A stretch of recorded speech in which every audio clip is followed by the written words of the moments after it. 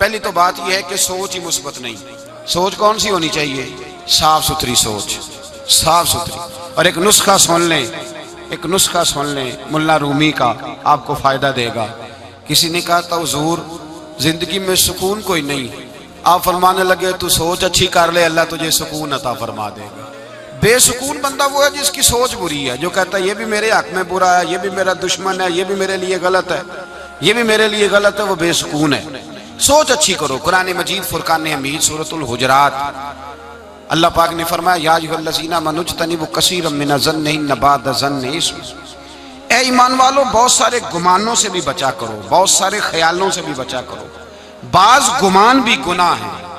एक तो सोच अच्छी रखें, दूसरा बात सही करें, जुबान को कंट्रोल में रखें, इसको आवारा ना होने दें। सोच अच्छी होगी तो बात भी।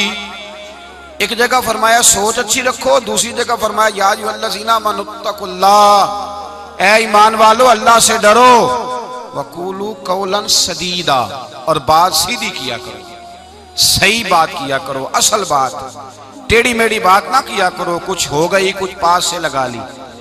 हमारे यहाँ तो जिम्मेदार अखबारात, जिम्मेदार, उनमें बाज़-औक़ात खबर पढ़ने को मिलती है कि कल खबर और छपी थी तो बाद में पता चला कि नहीं नहीं वो तो मुअम्मा ही कोई और निकला है, नहीं जी नहीं, उसका तो जो अंजाम हुआ वो तो बिल्कुल अलग हुआ।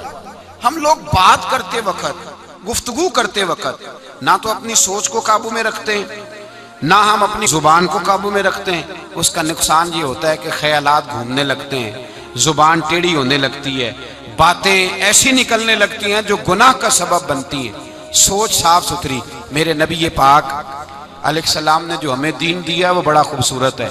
एक बुजुर्ग गुजरे हजरत अमीर कलाल रहमतुल्लाह अलैह, ये बहुत बड़े सूफी थे।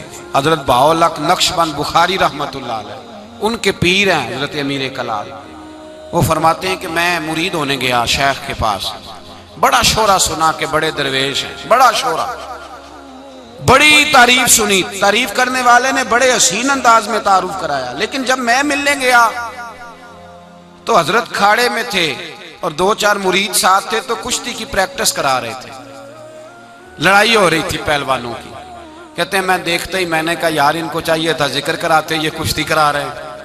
लंबा सफर करके गया, इनको चाहिए था कि ये कुरान शरीफ की तिलावत कराते, दुरूद पाक पढ़ाते, महफिल हो रही होती, वाज़ व नसीहत होता, यहाँ कुश्तियां हो रही हैं।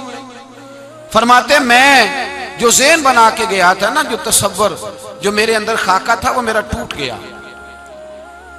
कुछ तो मजबूरियां रही होंगी, यूं ही कोई बेवफा नहीं होता।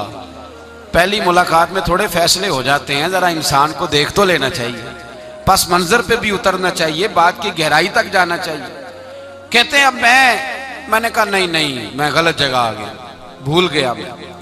अब चूंकि होटल होते नहीं थे, रात तो रहना था, तो कहते हैं मैं हजरत के पास रात रुका, रात उनके यहाँ क़याम किया, लंगर खाने में खाना खिलाया गया, मेहमान खाने में आराम के लिए मैं लेटा।